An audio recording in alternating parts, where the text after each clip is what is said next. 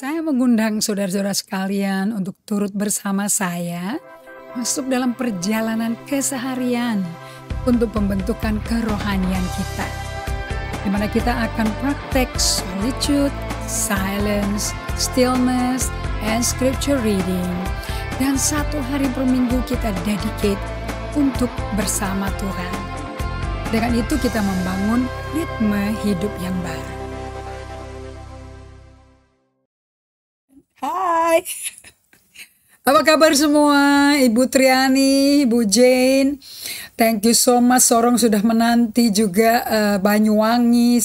Salam sama semua keluarganya Ibu Jane ya. And thank you Berliana, sudah bergabung juga sore hari ini. And who do we have here? Maria Hani. Hai Ibu Maria Hani, salam sama Nathan ya. Thank you Tanti for serving, Okina juga. Halo Ibu Carup Anik dari Switzerland, you're ready to study. And juga who do we have is Rianti Patandingan dari Sorong juga. Shalom, kayak udah pernah ikut hadir juga ya. And Maria, who is that? Maria Hani ya. Thank you my heart. And Heidi, Ibu Heidi juga serving today atau mau belajar Oma Heidi? Cucunya udah umur berapa aja Oma Hedi? Saudara kita yang setia Pak Cliff dari Surabaya. Saya dengar putrinya sangat-sangat sukacita ya di Insight, right? Dan juga hai Ria, apa kabar? Sharing-sharing ya, selama ini belajar bagaimana dengan Tuhan ya. Pak Martin, semangat mengikuti pelajarannya. Oke, kita bagi-bagi pengalaman hari ini. Kristi Lesar, thank you for serving. And Pak Ben, thank you for serving. And we have Shanofi Veronica. Oke, kita akan bawa kebutuhan pribadi Shanofi dalam doa ya. Who got it? Diana Van Bak, sudah lama gak ketemu. Apa kabar? Bagaimana kondisi keadaan di Holland? Sedang dingin kalau nggak salah ya. Thank you for Sarah, thank you for Pak Martin Palangkaraya, and saudara kita Pak Antos. Apa kabar Pak Antos? Masih di Jambi ya? Atau sudah balik ke Russia? And saya berdoa anak-anaknya yang di Paris semua juga bisa ikut ya. Hadir pula, joining the Bible study, mungkin melalui YouTube kali ya. And Kartika Weng, apa kabar dengan production-productionnya ya. And James that drummer wannabe. Hi, hello Maria Marlene. Thank you for serving. Juga Kristi Lesar juga for serving. Hai Uti. Halo Kencong, sudah hadir untuk belajar juga ya. Andrea Diklan, is that your name? Shalom, salam kenal. Dari kota mana Andrea? And who do we have? Hai Bu Ratna, apa kabar? And Budiman Yusuf. Oh wow, Pak Budiman serving loh. Kita support luar biasa. Saya percaya kalau ini yang apa yang diajarin di sharing hari ini dihidupin, mau melangkah iman aja kalian semuanya. You will meet the Lord personally. Ada encounter with God yang akan merubah situasi Anda semua. Fani Purba dari Bekasi. Salam kenal, thank you untuk bergabung di Bible Study ini. Thank you Inge sudah bergabung juga. And Francisca Manuhutu, das Ibu Siska kan? Apa kabar Ibu Siska? Sama Pak Frankie. Andre Sambenaung dari Manado. Apa kabar? Salam kenal.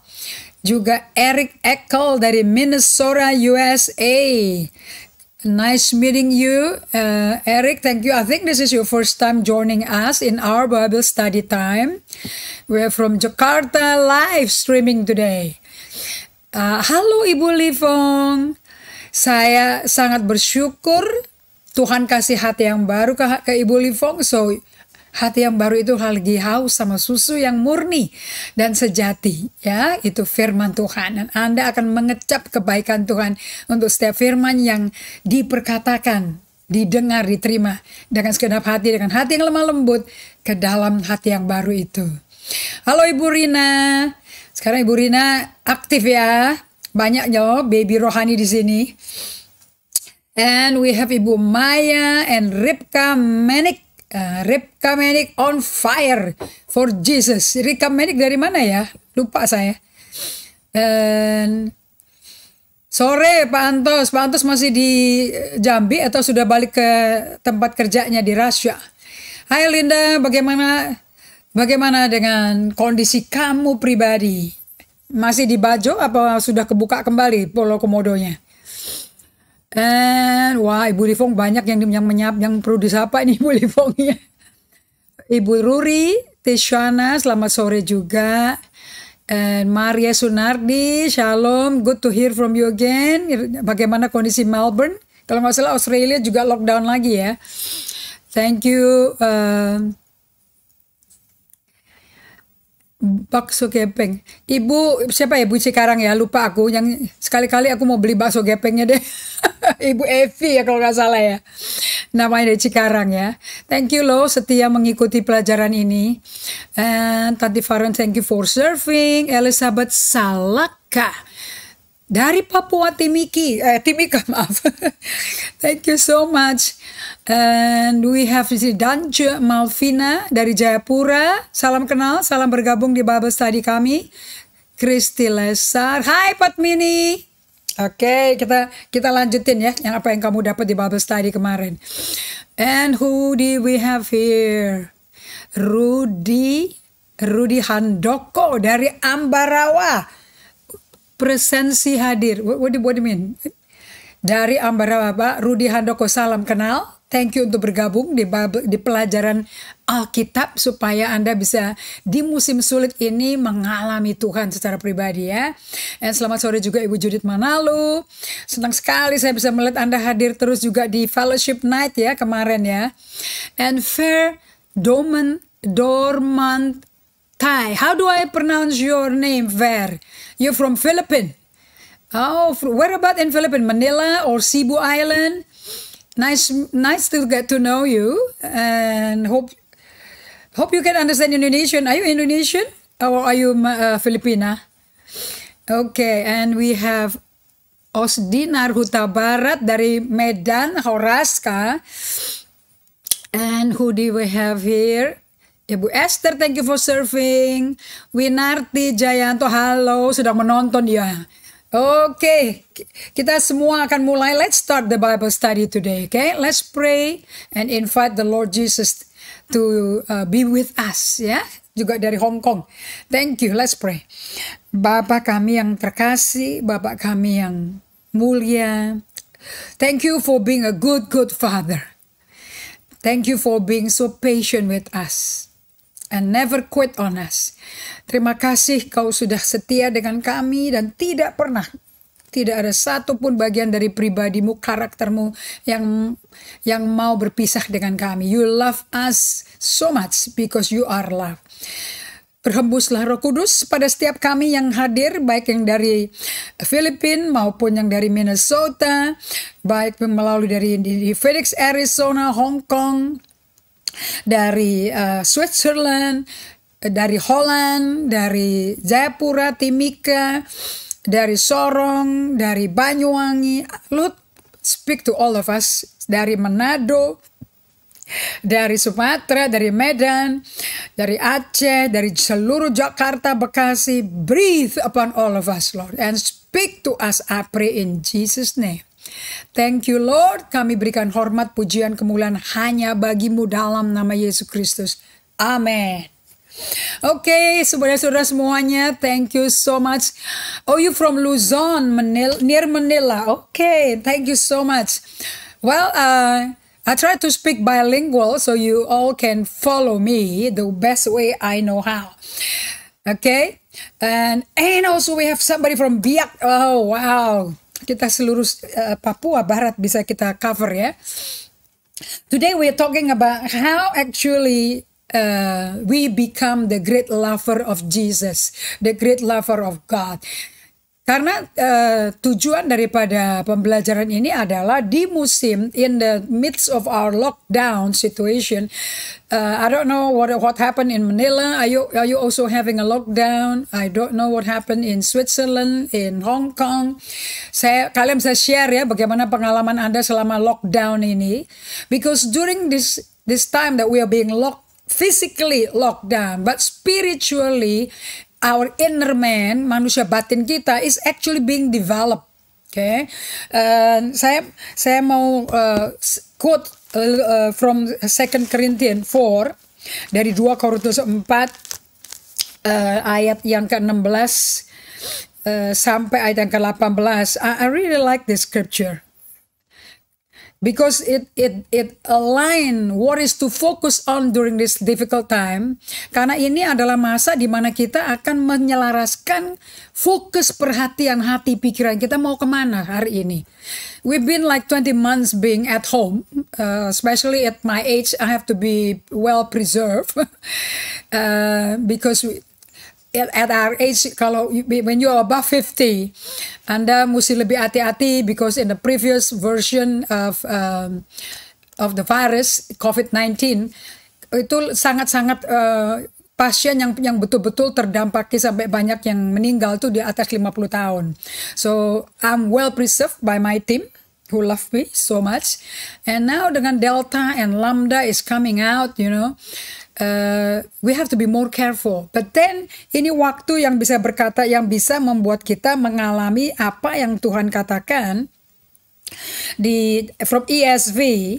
So please do not lose heart, though our outer self is wasting away, our inner self is being renewed day by day. Kalau bahasa Indonesianya berkata jangan tawar hati, jangan putus asa, jangan bosan karena adanya si COVID ini gitu loh ya. Our president saja udah kita biasakan aja, terima aja si COVID emang ada terus mau apa gitu loh. And make the best out of the new norm, the new normal, Sebab itu kami tidak tawar hati, tapi meskipun manusia lahiriah kami semakin merosot, namun manusia batiniah kami dibaharui dari sehari ke sehari. Okay? Don't lose heart during this lockdown time. Though our outer self, our physical, is wasting away. It is wasting away because of age, because of aging. But look at the other side. We have an inner self that is supposed to be eternal. Let's focus on our inner self that is being renewed day by day. Nah, manusia batin kita tuh diperbaharui dari sehari ke sehari. Siapa yang perbaharui? Roh Kudus. For this light momentary affliction is preparing for us an eternal weight of glory beyond all comparison. Karena penderitaan sementara ini, PPKM ini, or lockdown, or city quarantine, is working for us now. Bukankah now, this is the now word, mengerjakan bagi kami kemuliaan kekal yang melebihi segala-galanya jauh lebih besar. Bukankah kemuliaan itu, the weight of glory is worth more than our physical discomfort. Okay? Tentu secara fisik kita nggak nyaman, nggak bisa jalan-jalan, nggak bisa jogging. We have to really guard ourselves by physical distancing, But it's only a light momentary affliction. It's very light compared to the eternal weight of glory that we are carrying that caused us to be Christ-like. Nah, okay. For this light momentary, okay, verse 18. As we look not to the things that are seen, don't focus on the temporary. The thing that we can see with our physical eye, they were temporary stuff. With the situation with the global pandemic of COVID-19, dengan adanya global pandemic COVID-19 ini, kita tuh melihat penglihatan berita di surat kabar maupun di news, we're so used to see people being buried. Banyak sekali yang dikubur kan. So this life is just temporary. Don't focus on the temporary. While you still have time, semasa Anda masih punya waktu, use that time, seize that moment wisely. Okay, that's why Moses said in his prayer in Psalm 90, Lord, teach me how to count my days. So that I can be wise how to spend whatever is left. We never know when God gonna pick us up, collect us, and return us temporarily to be in heaven, to avoid all this pain that is unnecessary. As we look not to the things that are seen, but to the things that are unseen, the eternal weight of glory is unseen with our physical eye. The inner self is unseen, isn't it? Yet it is the most important part of our being. Itu bagian yang paling penting dari pribadi kita, yang membuat kita on the outward, di luarnya itu seperti Kristus. For the things that are seen are transient, but the things that are unseen are eternal. Ngapain ngelihat yang sementara? Ayo dong kita ngelihat yang kekal. Toh kita adalah, we are spirit, has a soul, live in the body. Come on. The soul is supposed to be possessed and owned by the spirit man. Jadi Ibu Livong itu ya, Ibu kan kemarin bersaksi di dalam hati Ibu tuh, aduh hati saya itu beda, saya bisa mengampuni, bahkan bisa menangis, bisa sadar kok saya keras sekali hatinya, nggak ngampuni almarhum suami Anda. So for years Ibu lebih mengharbor ya, menampung kepahitan, kebencian. And yet now, wow, you can freely forgive. Anda bisa bebas sekali mengampuni. Bukankah itu luar biasa? What a transformation. Nah, itu baru awal. The spiritual formation just begun. You know, there's a song in the world that say, we only just begun. Jadi kalau baru just begun, don't be satisfied in where you are. Nah, 2 Korintus 4 ayat 16-18, Bapak Ibu sekalian, I would like you to hold on to that scripture. Supaya kita refocus, realign every day to the thing that is eternal, not transient, not temporary, not momentary stuff that we are focusing. Tapi kita fokus kepada yang eternal. Imagine kalau kita diangkat sama Tuhan, what we are carrying with us the eternal weight of glory. I don't know anybody ever heard of the late Kathryn Kuhlman? Saya baca dan dengar interview dari the nurse who took care of her in the hospital. Dia bilang, si Kathryn Kuhlman said, you know, around about 2:30 a.m. I might be going home. And kira-kira, dan orang-orang yang gak gitu kenal sama Kathryn Kuhlman tapi is in charge to take care of her, dia tuh kecapean sampai jantungnya tuh bengkak gitu loh. Nah, sakitnya tuh kayak begitu, okay? And the eternal weight of glory was filling the bedroom. Itu memenuhi seluruh kamar rumah sakit dia. Pada waktu dia napasnya diangkat oleh Tuhan, go home, go back home, come on. You know, when the father said go back home, Kathryn Kuhlman, seluruh koridor rumah sakit di mana kamarnya berada, okay, full with the beautiful fragrance of roses. Jadi itu satu lantai baunya mawar semua. Sampai dokternya pun diinterview. Suster-susternya diinterview, and they all got saved. Because of the experience. Please go ahead and check in the interview ya of the nurses, itu ada di YouTube kalau nggak salah itu, oke? Okay? Nah, jadi kalau Anda mau fokus hidup seperti itu, and you know Kathryn really loved the Lord so much, and she loved the people of God. Bisa kelihatan dari cara dia berkomunikasi dengan timnya dia yang setia sama dia sampai mereka mati juga. You know kantornya Kathryn Kuhlman was still operating when she died. And people still coming in. And Benny Hinn salah satu orang yang dimentor dari secara pasif dari jarak jauh. He learned about Kathryn. He learned how dia tap into the Holy Spirit. Nah itu yang dipelajari sama Benny Hinn, you know. So caranya dia interview tangan kanannya si Kathryn Kuhlman. Tangan kanannya tuh kerjanya apa sih? Sekretaris pribadi? Bukan. Maggie Hartner adalah orang yang sangat sensitif to the Holy Spirit presence and work. Jadi pada waktu Kathryn muncul dan dia tuh doanya tuh di belakang panggung ada pintu. Di situ dia doa, dia bilang I die 1,000 death, I die 1,000 death. Pada waktu lagunya Dancing My Soul, My Savior God tuh dinyanyikan, dia keluar dan dia dansa di situ di dalam hadirat Tuhan. But she died already. Bukan lagi Kathryn yang muncul tapi Christ in her. Nah kalau betul-betul ada orang, ada Kristus dalamnya dia, the people around her will experience that Christ in her. Apakah Anda semua rindu bisa hidup seperti ini? Of course. You know, so Maggie Hartner di interview Benny Hinn, testimoninya luar biasa. There's no bitter testimony, not at all.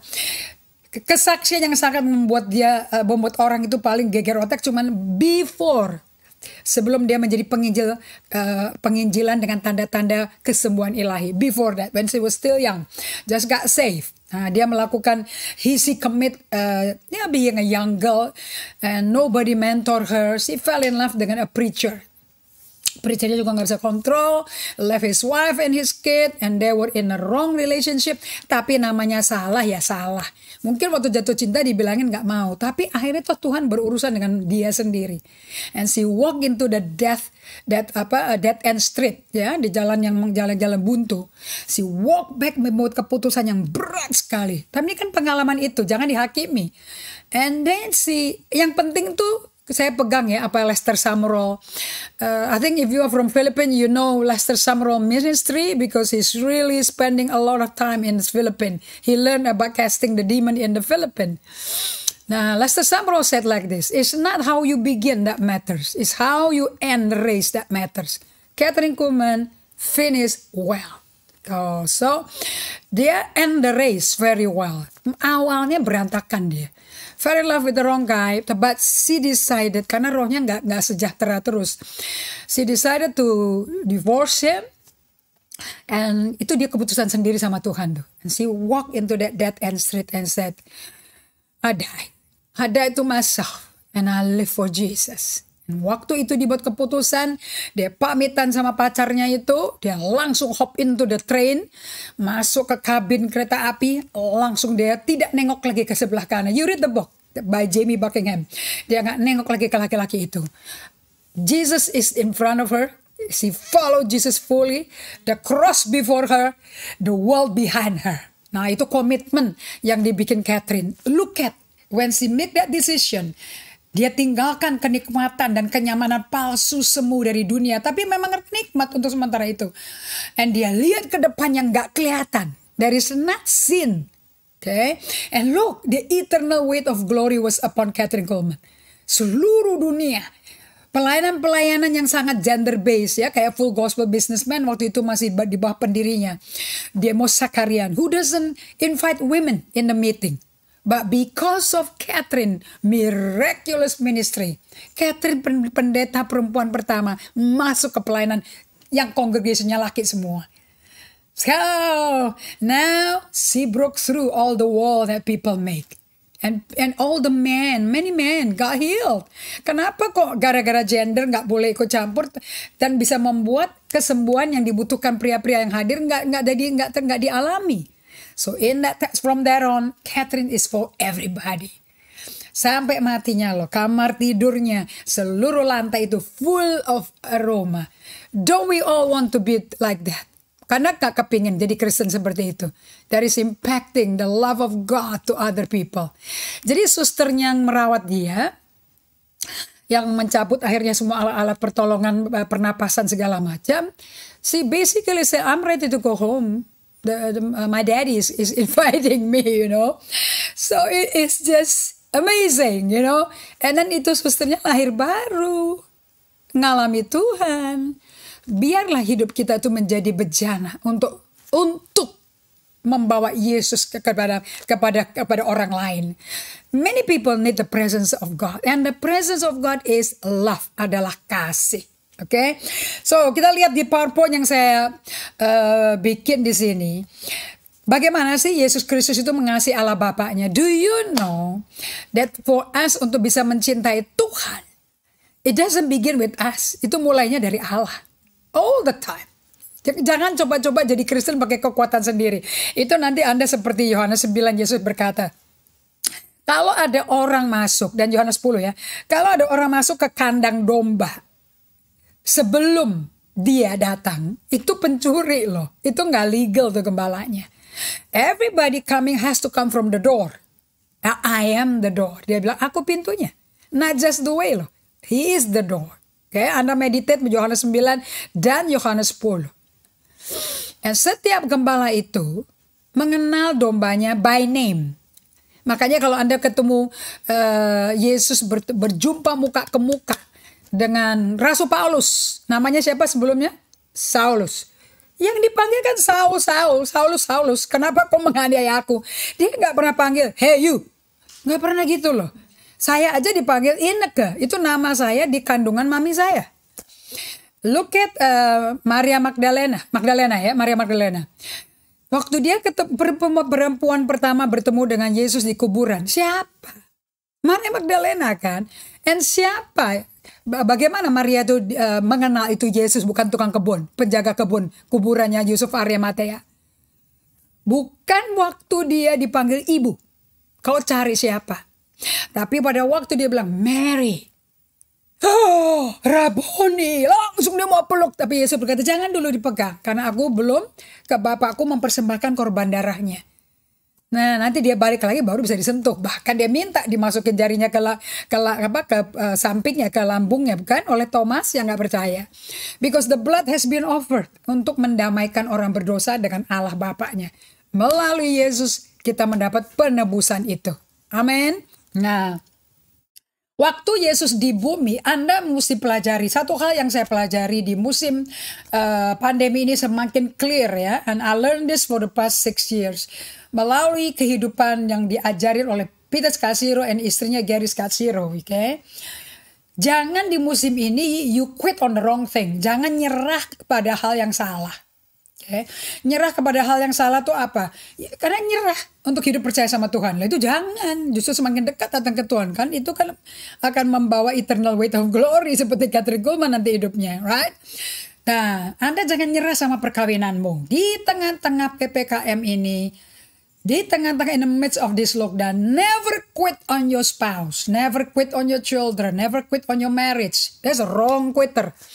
But we need to quit on our lust. Tapi kita nyerah, kita bukan kita berserahkan nafsu kita kita cuekin gitu loh. Kita jangan pandang gitu loh, jangan fokus ke situ, tapi fokus ke Tuhan. Okay, don't quit on what you like to do, on who you are gitu loh, but quit on the devil, on the lust, nafsu daging, hawa nafsu mata, yang itu ditinggalin aja kayak begitu. Fokus on Jesus. Nah ini waktunya ini. Anda rekalibrasi kehendakmu dan pikiranmu kembali kepada pencipta Anda. Kekasih jiwamu. Bukankah judulnya pelajaran hari ini adalah kekasih jiwa. Jadilah kekasih jiwanya Tuhan Allah kita. Okay? So let's join Carol Tangkung. Okay? Kasih itu dimulai oleh pihak Allah. 1 Yohanes 4 ayat 19. Firman berkata seperti ini. Rasul Yohanes ya. Kita mengasihi karena Allah lebih dahulu mengasihi kita. Nah, Yesus itu kalau Anda pelajari usianya kan 33 tahun ya di bumi ya. Dari lahir di Bethlehem sampai mati di kayu salib, sampai bangkit hari ketiga, kuburnya yang baru dari Yusuf Arimatea yang dipinjemin dia kosong, sampai dia menampakkan diri 40 hari. Do you know? Anda mesti perhatikan kehidupan kemanusiaannya Yesus. Ingat ya, saya itu mesti benar-benar mengalami transformasi itu yang saya tidak fokuskan dalam mungkin 30 tahun pertama pelayanan saya itu. I'm not focusing on the humanity, kemanusiaan kita. Saya hanya fokus rohani. Berbahasa roh, bernubuat, berkhotbah, bernubuat, belajar aktivasi nubuatan, pelayanan mimbar, pelayanan kesembuhan ilahi, pelayanan pelepasan setan-setannya. Saya hanya fokus ke situ. I don't even care about me. Padahal 66 buku itu diringkas sama Yesus menjadi cuma 2 hukum utama dan pertama dan hukum utama kedua. Nah, dua-duanya ini seperti satu koin 2 sisi. Kalau kalian berkata, apa sih isinya itu? Itu selalu kan yang diuji. Yesus diuji sama orang Farisi, apa hukum yang paling penting itu apa? Ingat di Lukas Yohanes 10 kalau nggak salah, Yohanes 11 ya. Apa yang paling penting itu hukumnya itu? Guru, gitu ya. Tapi untuk menguji dia, you know. And Yesus berkata, cintai Tuhan Allahmu dengan segenap hatimu. Matius 22 juga di ayat 36 sampai ayat 40. Diuji terus. Ujung-ujungnya mengikuti Tuhan. Basically love your God with all your heart, with all your might, with all your mind, with all your soul. Itu Kathryn Kuhlman bisa penuh dengan eternal weight of glory. Anda mau tahu gak kenapa? Waktu dia mati, 1,000 death. Di jalan buntu itu. Dan di depan pintu menuju panggung mimbar untuk dia mengundang, membawa hadir. Basically dia carrier daripada Roh Kudus ke pertemuan orang-orang yang percaya maupun belum percaya. Orang percaya sakit semua badannya dengan penyakit yang dokter udah angkat tangan semua. Their last resort was meeting the Holy Spirit. Nah, si Kathryn Kuhlman itu pembawa. Dia jadi ark. Jadi tabut Allah tuh. Untuk membawa hadirat Tuhan di situ, membawa Shekinah glory-nya Tuhan. Nah, kalau Shekinah glory hadir, buktinya mana? Orang-orang pada tidak saja mengalami kesembuhan. Maggie Hartner, dia itu yang lapor ke Kathryn, ada kesembuhan di ujung balkon sebelah kiri, sebelah kanan. Atau Kathryn berkata, aku mendengar marifat, dia punya kata-kata marifat, aku kok dengar. Kayaknya di sebelah kanan atas ada orang matanya kena biji besi. Karena kan di daerah Pennsylvania, that's where she has the most of the ministry. Itu kan daerah pegunungan untuk penggalian biji besi, penggalian tembaga, penggalian segala macam metal semuanya. So banyak buruh-buruh yang luka di sana. Itu pada ke sana, percaya nggak percaya Yesus pada datang karena udah apa? Udah desperate karena sakit sekali. Nah, dia bisa bilang sebelah kanan saya, there's one man your eye cannot see. Coba sekarang lihat, coba berdiri, taruh tangan di depan matamu, cek. Nanti dia panggil, Maggie, can you check please on my right hand? Itu presisi loh. Nah, itu nggak pakai mikrofon di belakang, nggak ada yang bisikin loh ya. Ini otentik kalau si Kathryn Kuhlman, right? And Maggie would check it out. Bahkan si Maggie bisa tahu, bahkan on the way there dia tahu ada yang sebuah jantung segala macam. Nanti Maggie yang antriin mereka yang sembuh-sembuh itu di kiri kanan dari panggung. So bersaksi ya, Benny Niru yang gitu. But Kathryn tuh nggak kenal orang-orang ini. And when they come to the platform untuk testify, hadirat Allah begitu kuat, those people were actually shaking badannya. And hati mereka yang diubah. So nanti ada buku-buku ya yang ditulis selain dari Jamie Buckingham. Itu isinya hanya kesaksian orang-orang yang sembuh loh. Jadi mereka tidak saja sembuh fisik, tapi juga sembuh hatinya. And mereka menjadi lover of Jesus. Nah, sekarang pengajaran saya hari ini, how do you keep living as Jesus great lover? You can start becoming a great lover of God, but are you maintaining it?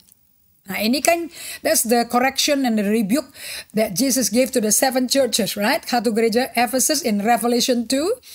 And he rebuked the church in Ephesus. I know you work hard. I know so well. You do not accept, you do not tolerate the false prophet. I know that. But you have fallen so deep because you lose that first love towards God. Jadi kita tuh bisa sibuk berbuat bagi Tuhan, gila-gilaan pelayanan. For the Lord. Tapi kita udah gak jalan sama Tuhan sebetulnya. Makanya PPKM ini kita diajarin sama Tuhan to be still. To be still. Nah, saya udah bagikan ini, saya kepingin ulangi lagi bagi pada kalian semuanya ya. Yesus itu ngalami yang namanya, kalau sekarang kita mungkin kalau Pastor If dulu suka ngomong hosa, aku lagi capek, napas gue juga lagi sendat-sendat, sibuk pikirannya. Nah, kayak begitu kali ya. Itu di Yohanes 10 ya, ayat 32. Yesus itu lagi dicercak nih. Yang ini sama orang-orang Farisi. Pokoknya kan kemana dia pergi tuh selalu ditantang terus. Jadi waktu Yesus di bumi itu nggak nyaman loh. Dia ngomong dia Mesias, dia ngomong dia datang dari Allah. Pekerjaan yang kau lakukan itu membuktikan aku tuh dari Allah. Kalau kamu nggak percaya aku anak Allah, nggak apa-apa deh. Yang penting kamu percaya pekerjaan yang kau lakukan, by the works that I do. So dia berkata Yohanes 10 ayat 32. Kata Yesus kepada orang-orang yang menguji dia, yang mempertanyakan dia. Banyak pekerjaan baik yang berasal dari Bapakku yang kuperlihatkan kepadamu. Pekerjaan mana ya di antaranya yang menyebabkan kamu kok mau lempar aku dengan batu? So, pelayanan dia nggak pakai spotlight loh, nggak pakai asap-asap, batu, ditimpuk batu. Dan jawab orang-orang Yahudi, ayat 33. Bukan karena suatu pekerjaan baik, maka kami akan melempari engkau. Melainkan karena engkau menghujat Allah. Dan karena engkau sekalipun hanya seorang manusia saja menyamakan dirimu dengan Allah. So his identity is an issue. Kata Yesus, saya lompat ya ke ayat yang ke-38. Tapi jikalau aku melakukannya dan kamu tidak mau percaya kepadaku, percayalah akan pekerjaan-pekerjaan itu. Supaya kamu boleh mengetahui dan mengerti bahwa Bapa di dalam aku dan aku di dalam Bapa. Ayat 39. Sekali lagi mereka mencoba nangkep dia. Tapi ya luput dari tangan mereka. Udah mau dilemparin batu, sekarang mau ditangkep. Hanya gara-gara dia menunjukkan identitas dia loh. Because your identity determines who you are. But they reject his identity. Gimana sih kalau aku bilang aku anak Allah, aku Mesias, kok aku yang tahu kok kamu bilang aku sesat? Ngaco. Kalau nggak percaya, lihat aja pekerjaannya. Sebenarnya pekerjaan itu menunjukkan siapa yang bersama Yesus gitu loh. But they don't want to believe. Nah lihat deh, di tengah-tengah depresi, tekanan hidup yang berat. Oke. Gara-gara ini ayat saya mendapat pengertian begini. Tadi saya bagikan ke Pastor If ya. Orang tuh banyak tertekan. Kalau Anda jadi Yesus membagikan firman, ditangkep, mau dijeblosin ke penjara. Terus dirajam batu, dilempar, diolok-olok, diarak-arak, dipukul-pukul, ditonjok-tonjokin kepalanya, dipukul-pukul kayak gitu, diludahin. How do you feel? Kalau Pastor If baru hanya pikiran aja udah hosa deh. Kalau ini pakai fisik loh ini. How do you feel? Kita tanya yuk, Yesus, how do you feel, Yesus? Gitu loh. Yesus bisa luput. Memang saya belajar ya, kalau memang belum waktunya mati, nggak bisa lah, orang napas kita milik Tuhan kok. Nah, ayat 40. Pada waktu dia luput, dia ngapain saudara? Kemudian Yesus pergi lagi ke seberang sungai Yordan. Anda lingkari di Alkitabmu deh, lagi di situ. Oke. Dan ke tempat Yohanes membaptis dahulu. Berarti dia kalau sampai lagi, apa itu yang kedua kali? Atau itu yang sering kali dia ke situ? Oke. Sebagai tempat resort untuk dia proses dia punya emosi. Supaya apa saudara? Ini balik ke Matius 11 ayat 25 sampai 30 loh.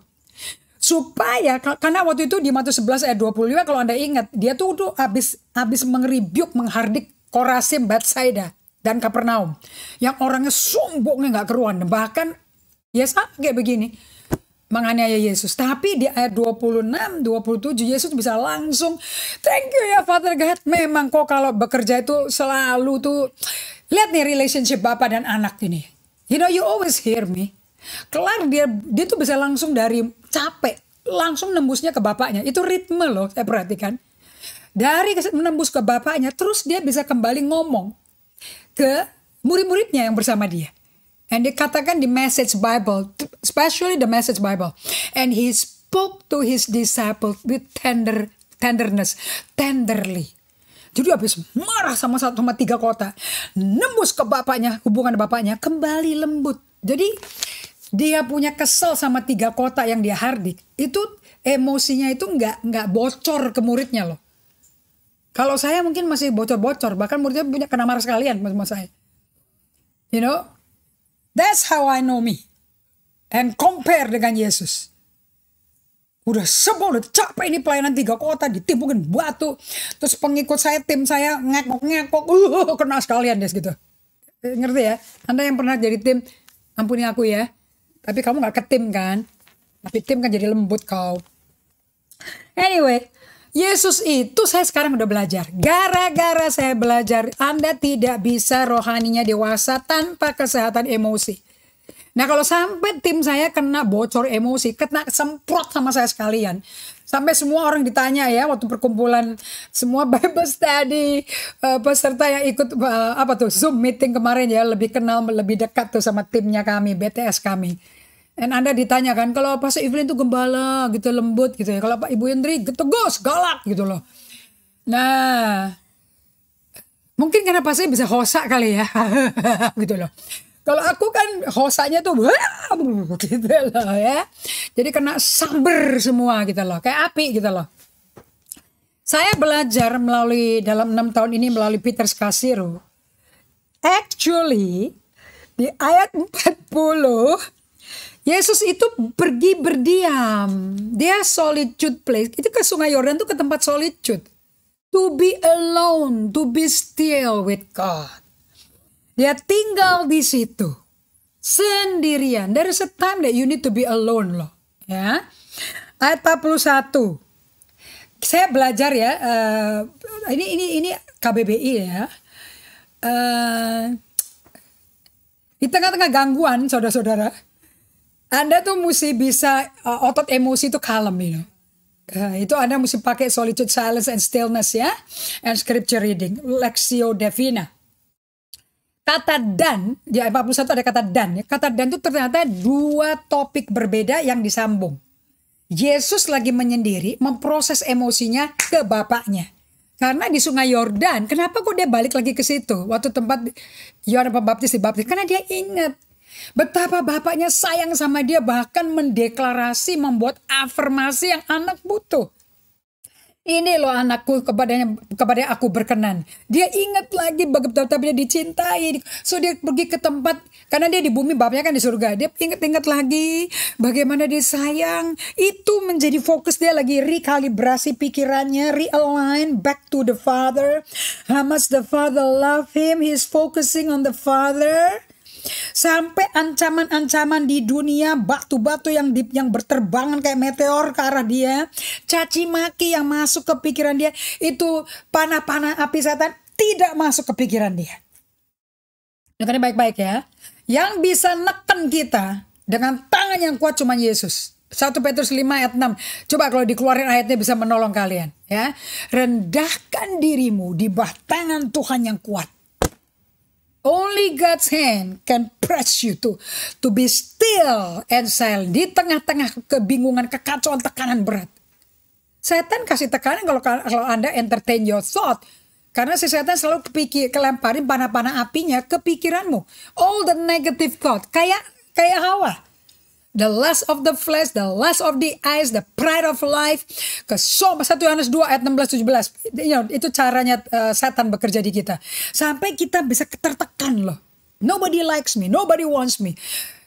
You can be under pressure, so oppressed until you are so stressed, so in despair and depresi loh. Anda jadi pasien psikolog nantinya tuh. Nah, kalau sampai Anda sakit mental gara-gara tekanan dari pikiran negatif yang ketakutan, itu setan punya panah api.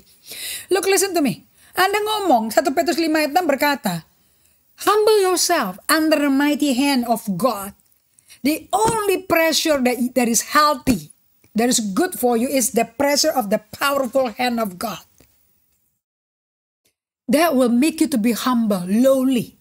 Sebab kalau Anda rendah hati, Allah yang ditinggikan.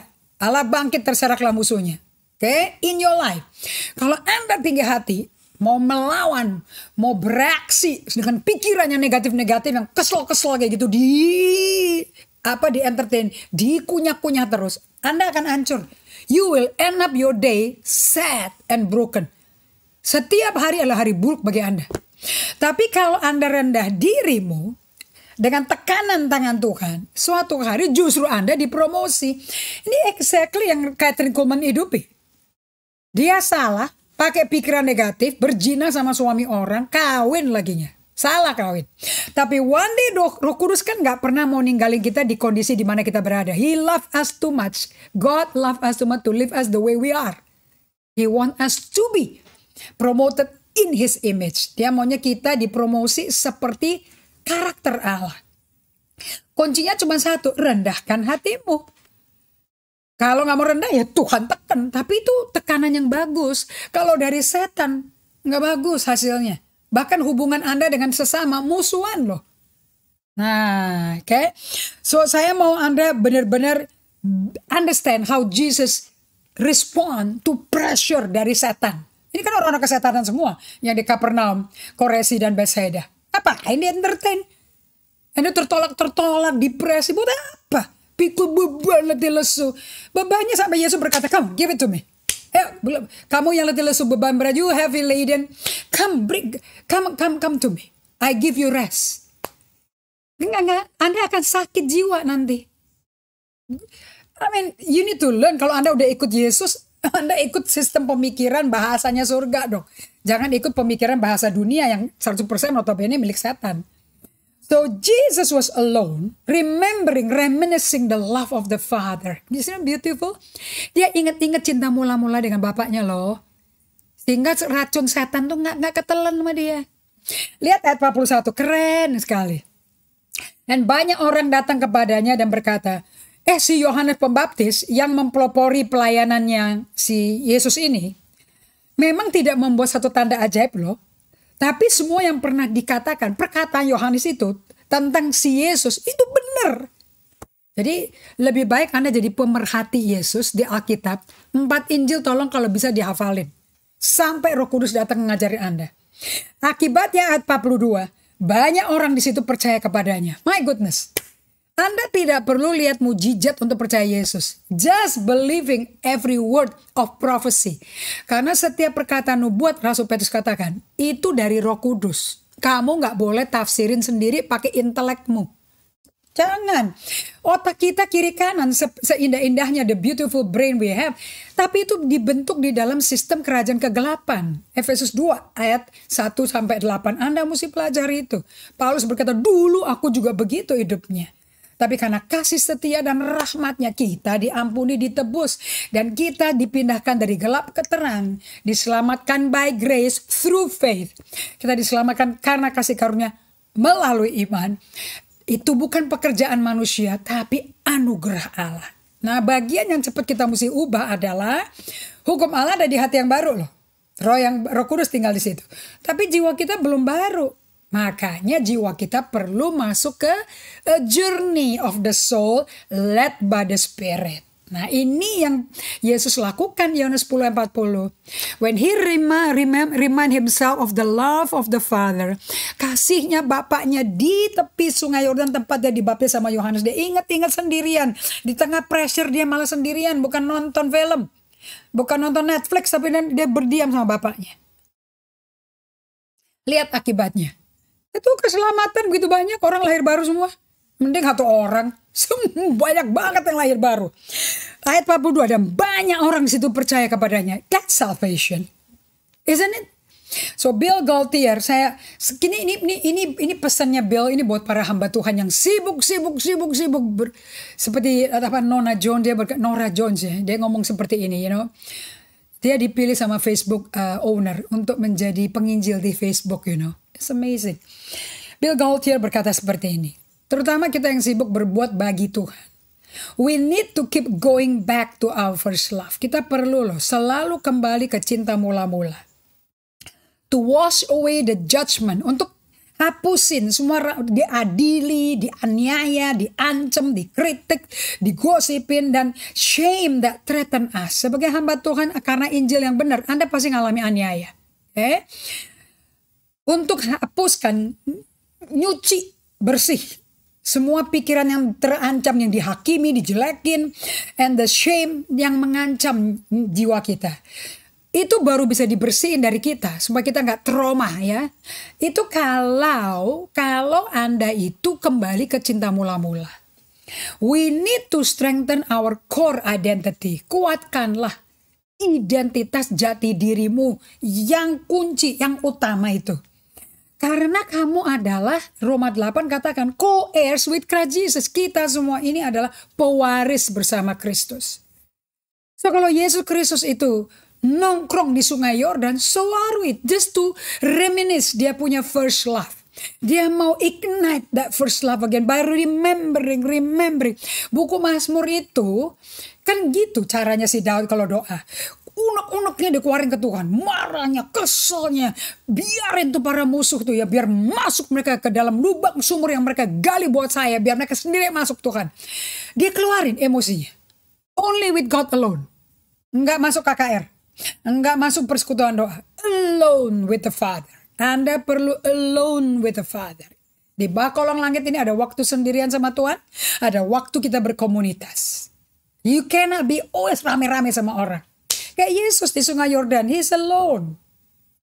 Nah, waktu Anda sendirian itu, coba diingat-ingat. Mazmur 120 juga ngomong kayak gitu, tetapi Engkaulah perisaiku, Engkau gunung batuku. Dia ingetin sendiri lagi. Jadi sakitnya sangat-sangat dosa itu dan musuh yang nyakitin dia, daripada dia nelen racun kepahitan, bisa empedunya setan itu, si ular. Ya kan, si Esau kan kepahitannya kayak empedu kan. Ingat gak Simon tukang sihir Kisah Rasul 8 juga hatinya pahit kayak empedu loh. So we do have people around us yang kepahitannya kayak empedu semua loh. Mereka bisa manis-manis, shalom, pakai bahasa all the jargon.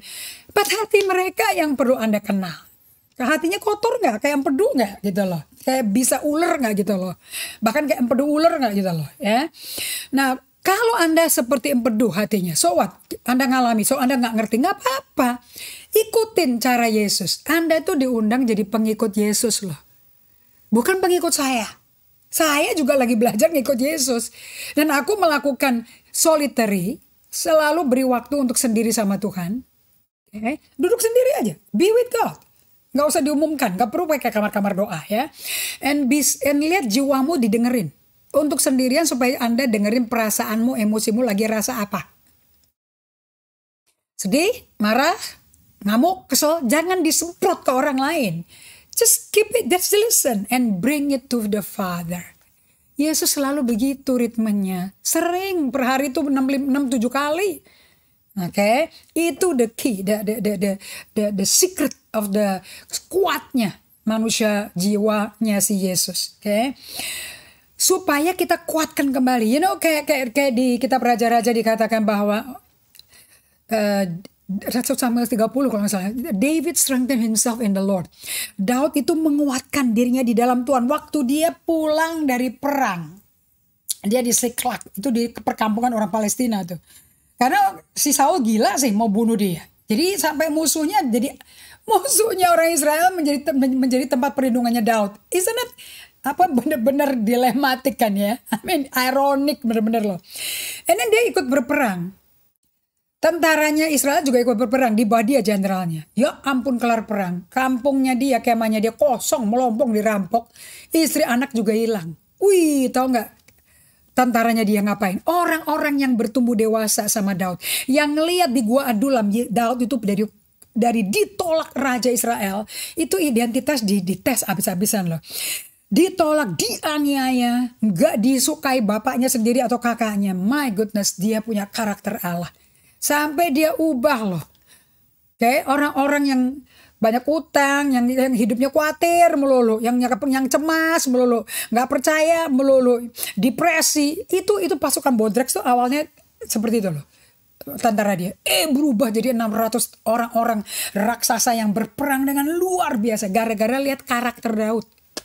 So sometimes to be alone in a place, you can see how your leader live, Dan saya undang semua hamba Tuhan, please make time with Jesus. Make time.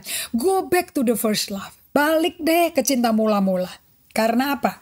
Karena proses transformasi untuk menjadi kekasihnya Allah itu tidak pernah dimulai karena Anda datang. Dulu saya pikir ya semakin sibuk melayani Tuhan, doain orang sakit, doain orang gak ada kerjaan, doain pelepasan, ke rumah sakit, bla bla bla, tiap hari sibuk dia pakai hanya speaking the love of God, praying the word of God, turut merasakan orang yang susah, yang drug addict lah, yang sakit kleptomania lah, all kind of thing. Sampai pulang aku udah kayak bantar rontok kali dicopot-copot kapuknya tuh gitu. But I don't care about myself. Dipanggil lagi, ayo Ibu Indri kita melayani lagi, ayo pergi lah yuk kita ke Teratas, yuk ke Terawas, ke Malang, ke Batu, ke mana lah ya, tiap hari di jalan. And orang yang melayani begini hamba Tuhan hebat nih, nggak taunya onder dia udah rongsok saudara, 58 tahun, udah kayak mobil bemo copot mesin, gitu semuanya. Aduh biaya pengobatan lebih mahal dari harga bemo. And nobody care. And tapi saya nggak bisa nyalain orang. I need to blame myself. Because I don't know the boundary. Saya nggak bikin batasan. So, saya mau kasih tahu pada Anda tidak bisa cinta Tuhan dengan menyibukkan diri dalam pelayanan. Dan tidak mesti memberi perbuatan baik sama orang untuk nunjukin that you love your neighbor, bahwa kau mengasihi sesama. You cannot. Anda hanya bisa jatuh cinta tergila-gila dengan Tuhan if you return to God. Baliklah ke Tuhan, saudara-saudara. Kalau nggak balik ke Tuhan, Anda nggak bisa. Ya, so saya mau sharing kayak begini ya. Dari buku-buku yang saya baca, yang saya pelajari, Robert Mulholland, David Banner, Ruth Haley Barton, Jane Johnson, ini semua murid-muridnya Dallas Willard semua ini, perkumpulan orang-orang yang cinta Tuhan. And mereka meninggalkan apa ya? John Ortberg bilang, saya ketemu Dallas Willard tuh kayak ketemu Yesus gitu loh. Waduh, kalau ada murid bisa ngomong kayak gitu tuh mengenai gurunya, prima. Because you remember, dulu pas bertanya, kamu kalau mau, when you die man, mau diingat apa? Orang mau ingat apa tentang kau? Now listening to John Ortberg dalam bukunya Soul Keeping, and talking about his mentor, his leader. Wah, sitting with Dallas is just like sitting with Jesus. Jadi kan si John Ortberg itu semakin cinta Yesus gara-gara peninggalan gurunya kan. I want to live like that. And tidak bisa terjadi kalau Anda nggak pernah punya waktu pribadi sendiri dengan Tuhan. It won't happen. It won't happen. Nanti Anda cuma kenal Tuhan dari kepala, bukan dari hati. You only know about Him, but you don't know Him. Hati-hati loh ya. Ini salah satu David Banner bersaksi kayak gini. One day, nah saya juga ngalami nih dengan tim saya. Udah diajarin untuk hidup dengan SS, but you still behaving like kayak nggak pernah denger solitude silence gitu loh. Oke, gampang tersinggung, Anda kayak porselen Cina gitu ya, Jangan jadi porselen Cina. Porselen itu dipajang aja saudara, tapi jangan jiwamu kayak porselen Cina gitu loh. Satu hari Anda bikin kesalahan gitu. Staff saya bisa bikin kesalahan, teman kerja saya bikin kesalahan, nyeletuk saya langsung. Gini aja nggak bisa. How many times do I have to talk to you? Kok baru sadar kok kasar yang keluar kata-katanya. And then I repent. And I'm asking God, please, berikan aku kasih-Mu supaya I love my neighbor, I love others. Seperti Engkau mencintai aku, kayak Yohanes 13, ayat 34, 35, please. Saya doa sungguh-sungguh supaya saya bisa mengasihi teman saya lagi, supaya dia gak kapok sama saya, Tetapi setelah ketemu lagi beberapa minggu, kambuh lagi. Pernah gak Anda ngalami kayak gitu? I give you the key ya. Saya sih waktu itu berharap coba ya. Jangan dong syaratnya Tuhan bikin kita dewasa rohani itu mengasihi sesama deh. Jangan deh. Berat gitu loh. Karena sesamanya juga banyak yang kayak bemo bobrok gitu loh ya. Malah bikin saya depresi, bukan bikin saya excited. The key untuk Anda tetap bisa mengasihi orang yang bikin Anda teriritasi. Bikin Anda ngambek, kesel, bahkan pernah gosipin Anda. Pernah fitnah Anda. How do you love those neighbor? Karena caranya Anda sukses jadi orang Kristen dewasa cuma satu. Do you love your enemy? Apakah Anda mencintai orang-orang yang bikin Anda kesel? Seperti Yesus cinta Anda. Kalau Anda nggak bisa punya buah itu, Anda gagal. You are not a Christian. Itu patokan Tuhan. That's why hukumnya cuma 2. Dan setara bobotnya. Tidak bisa pilih-pilih. You love God, definitely you love people. Nggak mungkin bisa. Nggak mungkin nggak. So, kuncinya is not trying hard to love people. Jangan. But the only way for you to do it is by coming to Jesus. Coming to Jesus seperti Yesus datang ke Bapaknya. And minta diisi kembali dengan kasih-Nya. And believe God love you. Bukan Anda upaya, tapi percaya. God love you. Kalau Anda terus praktek bahwa God love you and you receiving your love waktu Anda berdiam. You are receiving His love. Nanti Allah yang bekerja. You want to know? Anda ketemu orang itu, you can be patient. You don't need to jadi ember yang bocor gitu loh. Dengan segala amarah lagi. It can change. You become the new you, the true you. Kita sambung lagi ya hari Sabtu ya.